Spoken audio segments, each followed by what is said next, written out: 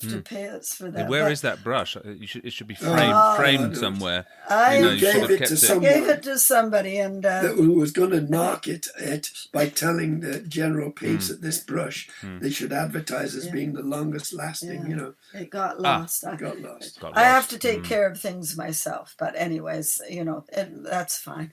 But I just wanted to say, throughout the years, you know, as well, you have people asking about equipment.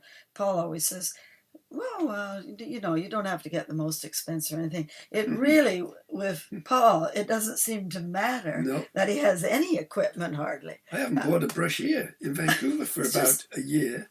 And my brushes are hell, but you know what? Even though the brush is not a perfect brush, part of you get used to it and you can work it any way you want to a brush. You know, I've got some brushes that are a fan-shaped brush that I've had for about a year, and there's not much left of that, but it works. You know, it can work.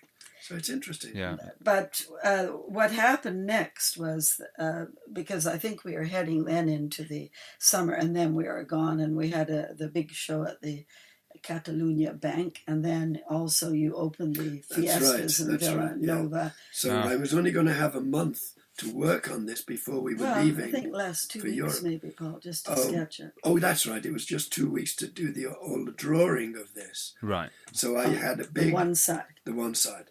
I had a big, it was like an oil crayon that the architects and construction people use to mark the wood and the cement and everything. And I had about 10 of those that I used to draw the faces out. And so that was... that worked out good. You know, once I knew which face I was going to start with and where I was going to put it, then I basically worked away from it with the faces until I got everything in proportion. You know. Well, again, we have to point out again that let's go back a bit to you made your the mock-up, which was how big? 6 foot long or something, or no, it was quite small. It was only about 3 feet or 4 foot by about a foot. I found it the other day, and really, it looks so bad. If you know what I mean, it's such a fast sketch, and just it's not stretched or anything. Well, you know why canvas. It's like that, because I didn't have to prove anything to the owner that I could do a job. When I did the United Nations Pavilion at Expo, I had to make sure they loved what I did, so I was going to get the job. But it was more for proportions and setting out. Yeah, it was just more to rough idea, But you forgot the reason what happened with Expo, because he started off with the smaller and then added 2 sections. Oh, that's right. And then it became like the idea, my gosh, we're going to 10,000 for the painting. We had to get 10,000 for the mock-up, so we had to do a that's true. No, not just that. You can't reproduce just a photo off the mural. So the idea is when we walked with the Credit Union and United Nations, UNICEF, we said, okay, this is what we have. You can buy the painting, we can do the reproduction. So we had a whole plan. Because you couldn't do reproductions from the mural itself. Because it was just kind of impossible. It was on 2 walls as well, so it's impossible. But it worked out pretty good that way. This one we were never considered. No, this wasn't considered to be prints of this one. And so yet again... we've been through this in a previous episode, but presumably you didn't work on a grid system. You did this all, and so somehow, freehand, in Mr. Ygartua's brain, somehow, no one else could probably understand what's going on, but somehow the proportions from seeing something in basically 2D in front of you on a sketch, your brain can transport that into 3 dimensions with perspective correction. In a wall that is, 9 meters long. It's supernatural to most of us. It's a very lucky skill that you have to be able to. Well, it's practice. Practice makes perfect. Yes. You painted. You know what? You have to be. You're born with it. Period. Yeah, you can't. Well, no, I didn't use a projector or anything like that. But you know what I did do is I went back across the street. Every hour or even half hour to make sure I was getting things in the right, make sure the nose was in the right position, the eyes. Because when you think about it, each eye was like about a meter and a half across. Okay. So it was like I had to really make sure I got everything in the right proportion. It looked pretty weird. There was another business, like big building across the street, and the offices were watching Paul. This was like magic before their very eyes. They saw it grow every day. They come out at lunchtime. Well, you got enough. That's right. Compliments and attention. That's for sure, right? Yeah. Yeah, it was quite. Yeah, no, it is amazing, really, absolutely. So after I'd drawn 2 days, each face took me about. Well, it took me a day or so. Maybe a day for each face to draw it. I mean, and then we went away, and then we came back. Yeah, and then you started. So I must have spent 17 days on the first to draw the first wall. Wow. And then we went away for the summer, to Europe to do the exhibitions that we were already organised over there. The owner wasn't too pleased about me leaving it just as a sketch. In the end, people didn't even know it was going to be painted. Some people thought it was going to stay just as a sketch. So anyway, when we came back, of course, I started it again, and had everything ready to go with my paints, my acrylics and everything. And from then on, it was like one day again painting, so it was 2 days per face in the end. Well, you left 7:15 in the morning because it's like half an hour normal away. 8-hour day usually. Yeah. I always worked. People say, "Well, when do you work?" I said 9 to 5. I don't. And they like say morning and evening. Which time of the day? What part of the day do you work best? Nope. Really? Every hour's the same. Yeah, because you've just. I mean, the energy's there from beginning to end, so it's not like I get tired halfway through. You wake up with the inspiration. In fact, while I'm painting, I don't get tired. Sometimes when I stop, then it sort of starts to get me. But actually, not while I'm working. Physically, I'm like here, right when I'm painting at home, I can paint, straight 8 hours. Joanne drags me away for a cup of tea every hour or so, but. Basically, I don't get tired. It's not. It's energizing. It's adrenaline. It's something you love doing. I think it's more that. Yeah, because you can't wait to see it finished or progressing. You know what I mean? And it was the same doing the mural. I just couldn't wait to see the finished product each day, and so that sort of drove you on to even work faster. Yeah. And, Keith Scott, of course, he has his business there, so he's there daily. And I would talk to him maybe every couple of days. Everything. He was absolute perfectionist. Oh, he was a perfectionist. Yeah, everything.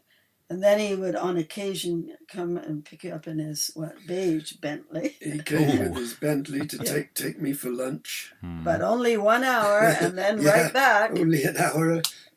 Quick lunch. But that suited you as well. I really didn't want to go anyway, even for an hour. But I thought the ride in the Bentley might make it worthwhile.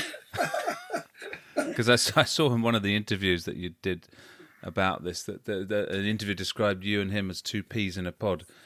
In that, you were both got a perfectionist. Workers, workers, and liked to keep to a timetable and. Sure. Absolutely. I'm not sure, but I think he might be a Gemini as well. I don't know. Yeah. That would be frightening, but maybe he was. Too many Geminis. Joanne's already said Donald Trump is a Gemini as well. So. There you are. That proves something we don't want to talk about that. But it was fun as well for me. And he would say, Ygartua, he's a genius. And I'd say, hey, without you, you're the visionary. There's no mural without you.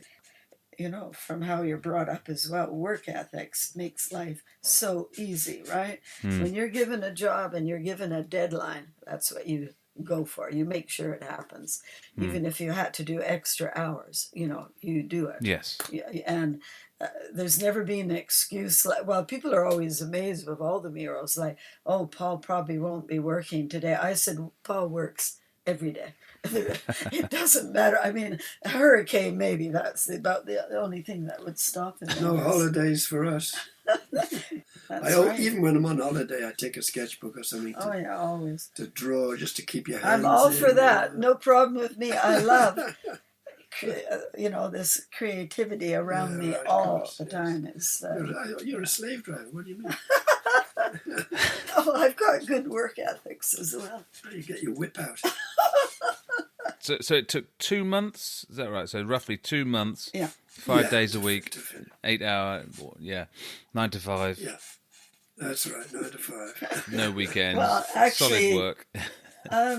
You might have done some.